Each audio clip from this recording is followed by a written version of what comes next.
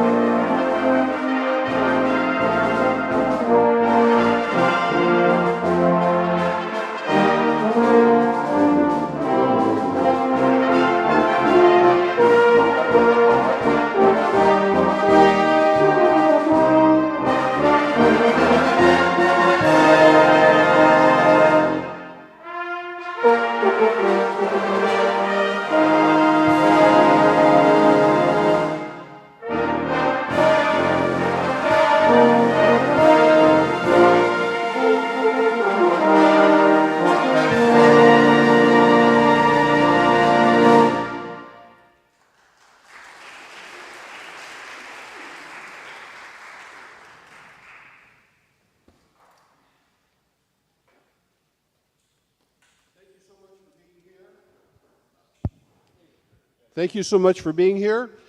That, of course, was a different arrangement of the Star Spangled Banner, and I hope you enjoyed that as much as we did. It's very exciting to play, and I hope you found it exciting to listen to.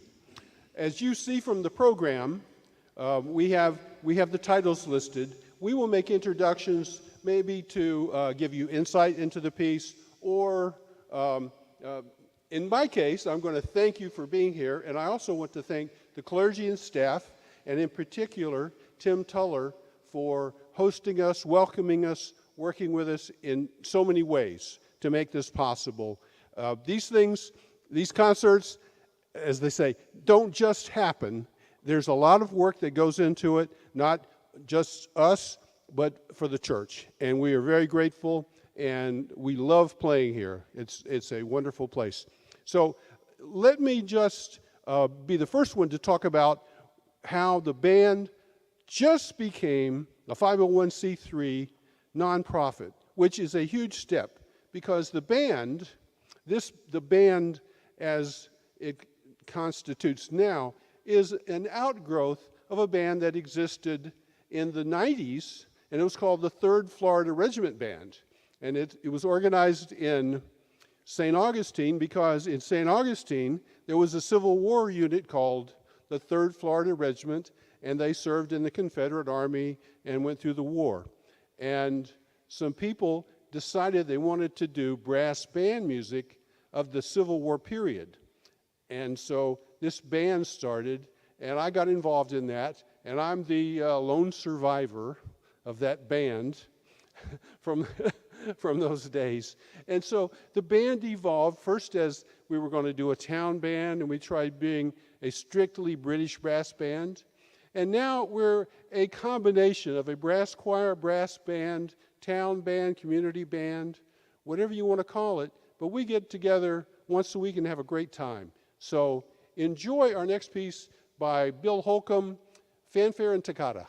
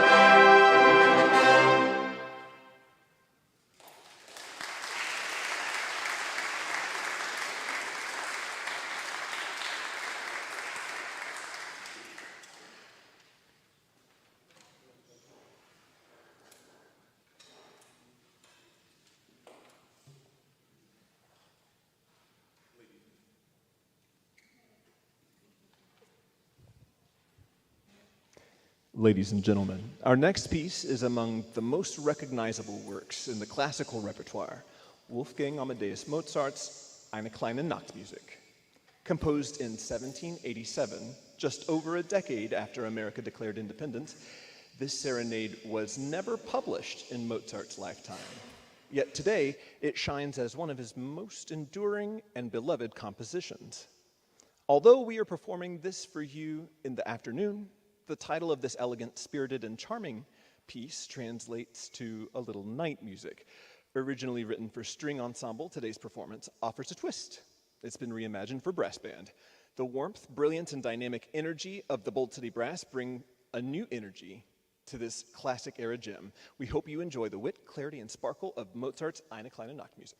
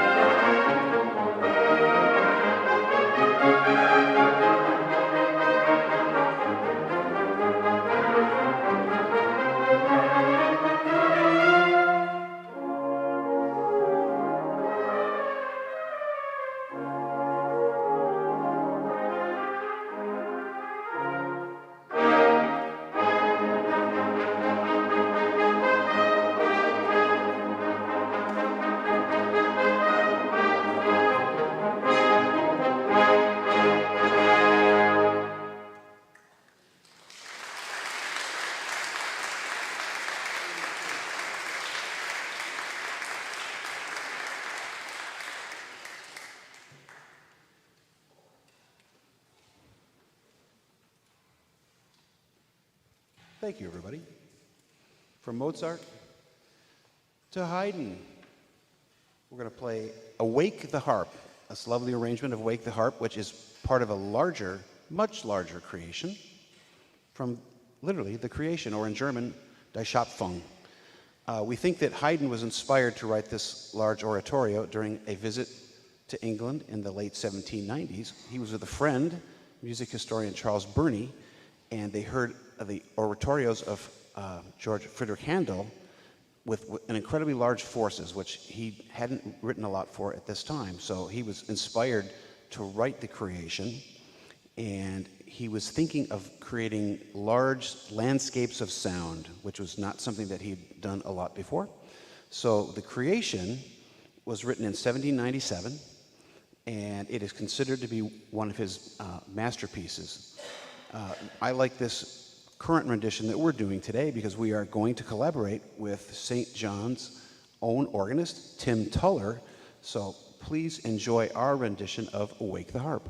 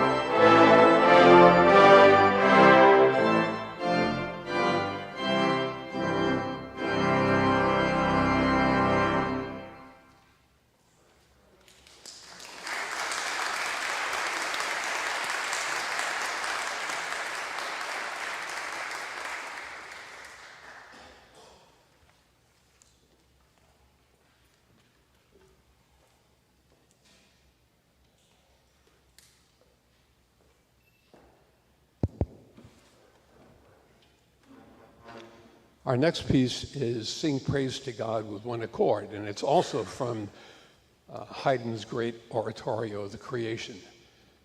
But now we are in paradise. It's actually the last chorus of the oratorio. God has done the work that he needed to do. He's created Adam and Eve. They are in the Garden of Eden. It is before the snake and the forbidden fruit arrive. In fact, in the creation, Haydn never touches on the fall of man. Haydn was very optimistic, very positive. was deeply affected by the wonder of the world and the natural order, and felt that if we as man learned to live in harmony with nature, we could perfect ourselves and our world would be better. So he ended the creation on a very positive note, and we hope that you feel very positive with this arrangement.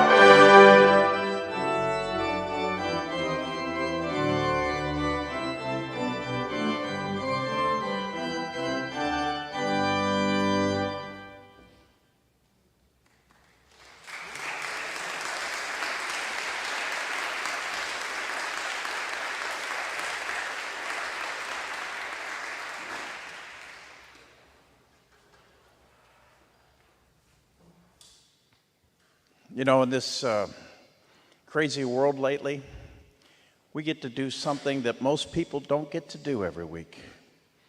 We come from all different walks of life, different life challenges, and for 2 hours a week, we get to do something together that's more beautiful together than it is apart. We can make beautiful sounds together, and those are some of my best 2 hours of every week with this group. This next piece is very important to a lot of trumpet players. A lot of trumpet players have played this with piano or organ. I know I've played it with many churches. And right now, up in Chelsea, Michigan, my mother is listening in and watching in. So hello, Mom. I hope you remember this one. It's my pleasure now to feature Cliff Newton, former principal trumpet with the Jacksonville Symphony, president of the Bold City Brass, and a really good friend. This is Cliff Newton with the Prayer of St. Gregory.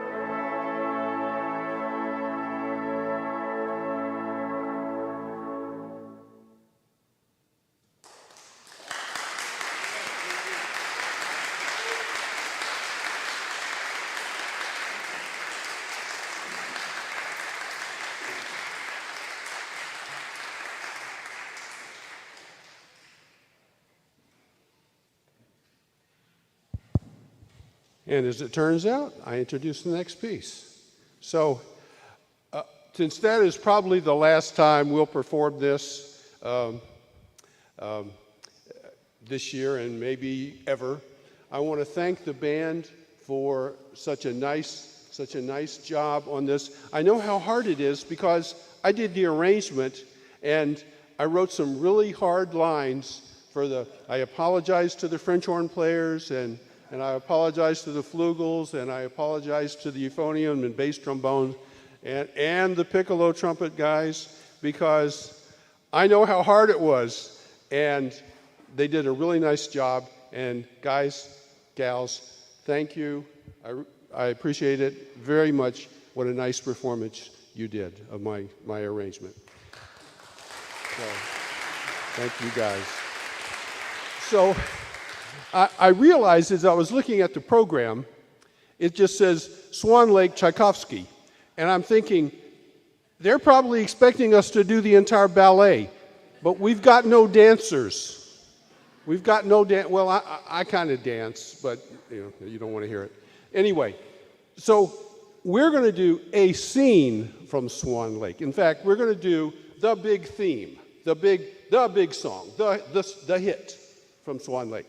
Now, it's going to sound pretty much like you'd expect if you went to the ballet and heard a full orchestra play it. Now, when you're with the orchestra, though, we don't want any humor. We want just exactly what Tchaikovsky wrote. Nothing else, nothing. Well, in a brass band, we can add a little humor. We can have a musical joke maybe. So towards the end, something funny is going to happen, and see if you catch what it is, because here's this placid lake with these beautiful swans, or these people who dance like swans, right? This big lake, and then something's going to happen.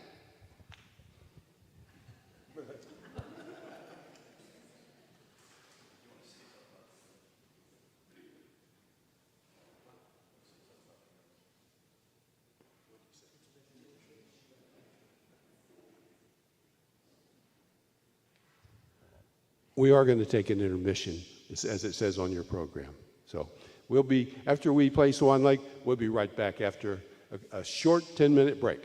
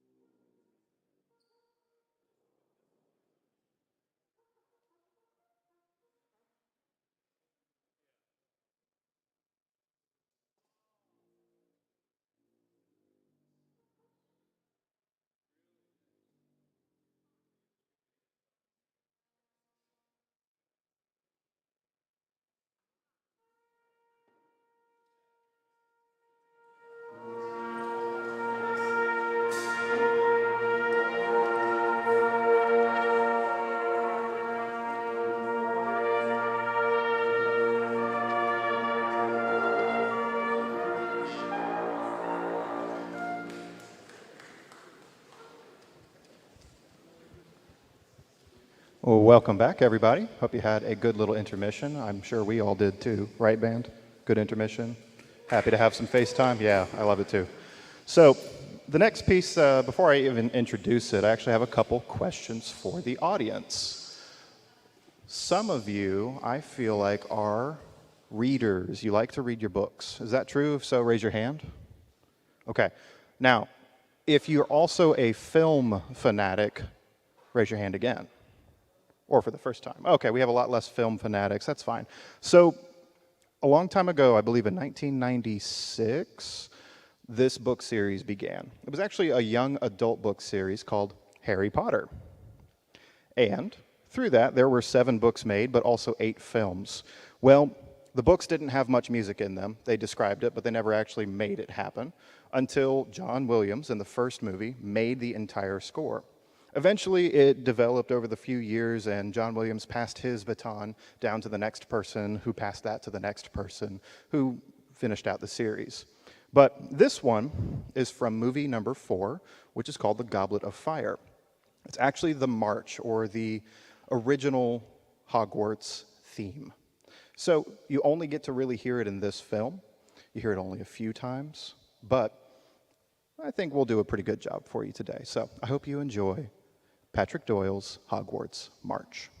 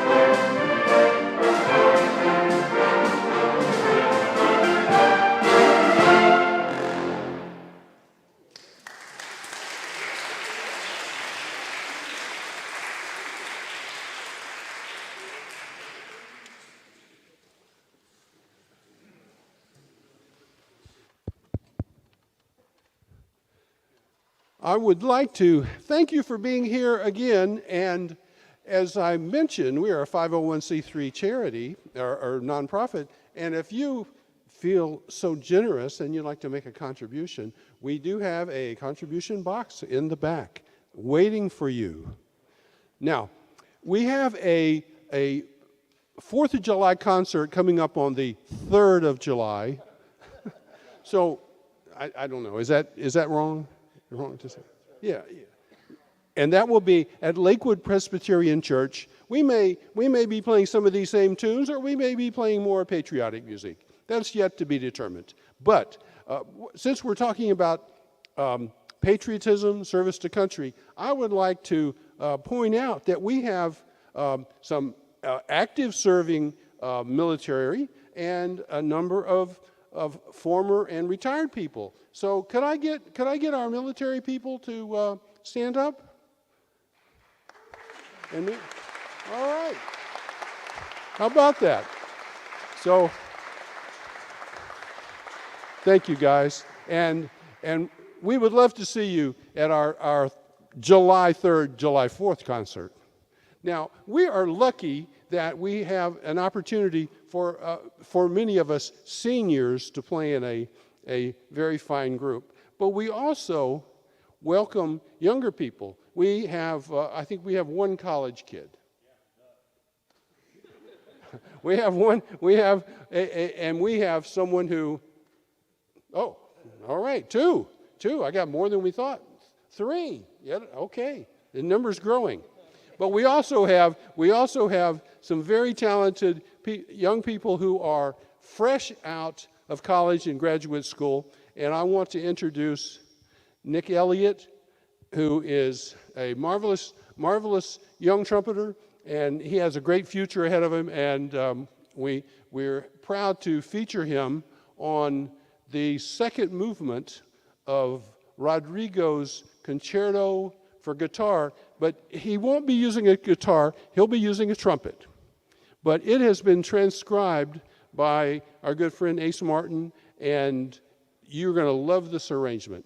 Here is Concerto de Aragonés by Rodrigo, featuring Nick Elliott.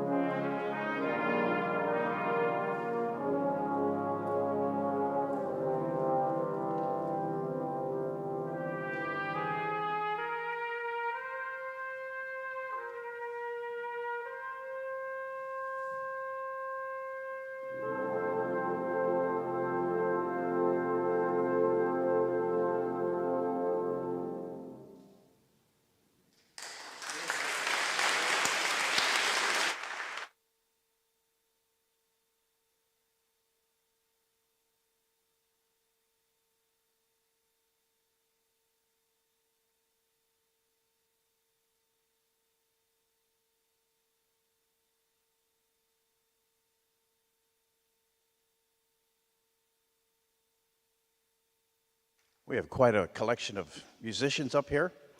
Could all the musicians that formerly played in professional orchestras stand up?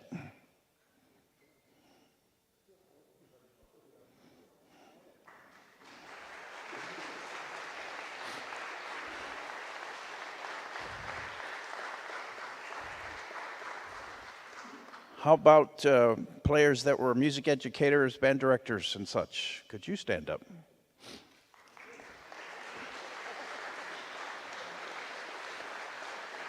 Stay standing. Stay right there. And this gentleman that's still standing, Ace Martin, not only played in the Jacksonville Symphony, but was part of the founding of Douglas Anderson School and has done many of our great arrangements. This next one is by Chuck Mangione, Land of Make-Believe.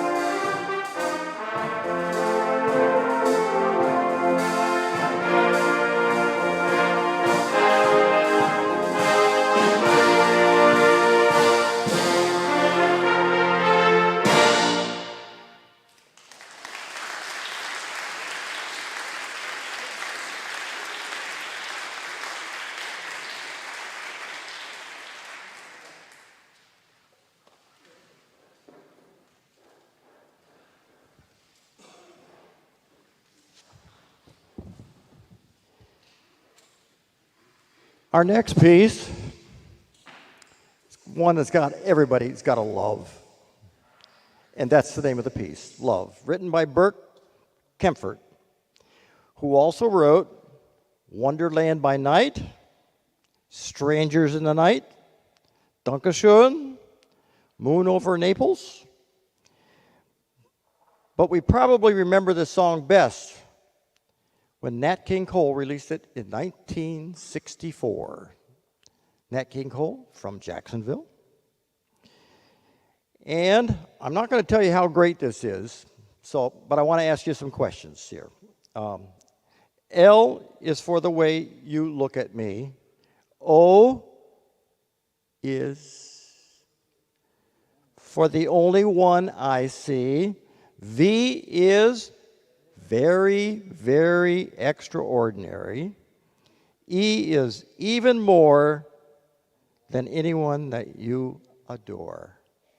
There will be a test afterwards here to make sure that you understand all this. Thank you.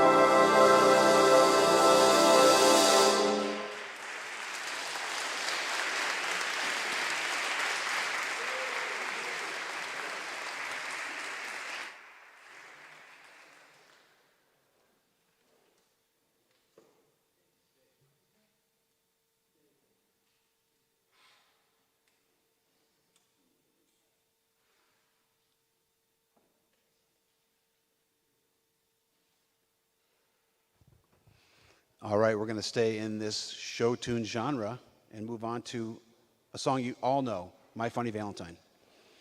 It's a show tune that was written by Rodgers and Hart, 1937. Amazing. He wrote it for the musical Babes in Arms. And it was introduced at that time by a teenage star, Mitzi Green. I don't remember Mitzi Green, I'm sorry. But the song became super popular among many jazz artists and became a jazz standard. Still gets played all the time today. One of my favorite was Chet Baker, became his theme song. Jerry Mulligan did a version of it in 2015, and it was actually introduced into the Library of Congress's National Recording Registry for its cultural, artistic, and historical significance to American society's national audio legacy. So here we go with My Funny Valentine.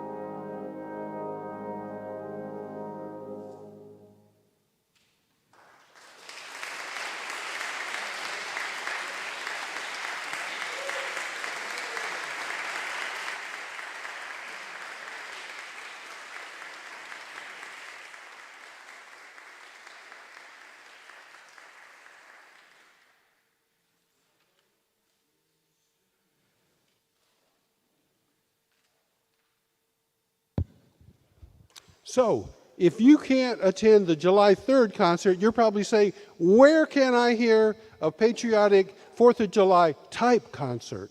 Well, if you can't go on the 3rd, maybe you could come hear us on the 29th of June at Riverside Presbyterian.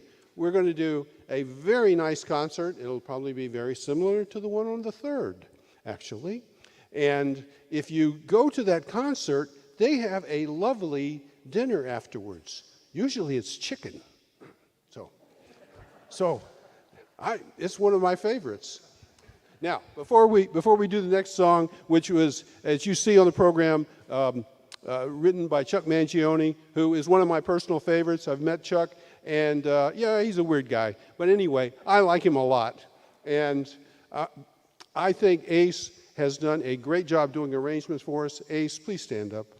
Please give Ace a hand. Ace did almost all the arrangements on the second half. And it's a huge amount of work. And Ace, thank you. And thank you for being here.